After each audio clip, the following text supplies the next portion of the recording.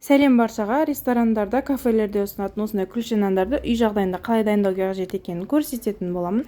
Балаларға берсеңіздер деп кішкентайлар өте сүйсініп жейтін болады. Өте жұмсақ болып шығады. Түрі де керемет болады.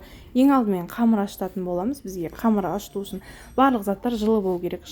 Сүтімізді және де суымызды ыдысқа құйып аламыз. Айта кетейін, барлығы жылы болу керек. Қамыр тезірек ашу үшін үстіне шекер мен тұзды араластырып салатын боламыз. Кейіннен үстіне ерітілген сары май қосатын боламыз. Ол да мұздап қалмау керек, жылы болу керек. Үстінен дрожж салып, қолмен жақсылап араластырып жіберіп, міндетті түрде електен өткізілген ұнды салатын боламын.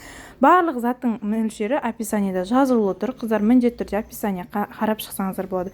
Жұмсақ етіп қамыр елестір. Қамыр міндетті түрде жұмсақ болу керек. Бетін жауып 1,5-2 сағатқа ашытуға қойып қоясыздар, қыздар. Бұл ашып әдемі болып осылай 2-3 есе көтеріліп шыққаннан кейін таразды қойып, барлығын бірдей қылып өлшеу үшін мен 100 граммнан өлшедім. 150 грамм өлшесеңіздер де болады, немесе дәл осыдан күлше емес үлкен нан пісірсеңіздер де болады, қыздар. 100 граммнан барлығын өлшеп шығып, осылай дөңгелектеп 15 минутқа тағы бетін жауып қойып қоясыздар. 15 минуттан кейін бұл кішкене көтерілгеннен кейін жан жағына қол тигізбей, тек қана ортасынан ғана жайып шығасыздар, қыздар. Негізі ортасында осылай тесіп шыққан дұрыс, өйткені ортасы ісіп кететін болады.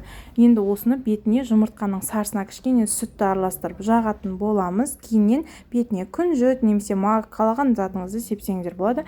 Мен ақ күнжіт пен қара күнжітті араластырып септім. Осындай арнайы тесетіндеріңіз болса, осымен де форма шығарсаңыздар болады, қыздар. Енді осыны қызып тұрған печкада 200 градуста 20-25 минутта пісіріп алатын боласыздар, қыздар. Осындай өте әдемі нандарымыз дайын. Міндетті түрде арнама жазылып, колокольчик басып алыңыздар. Видео ұнаса лайк басып, комментарий жазып шығыңыздар.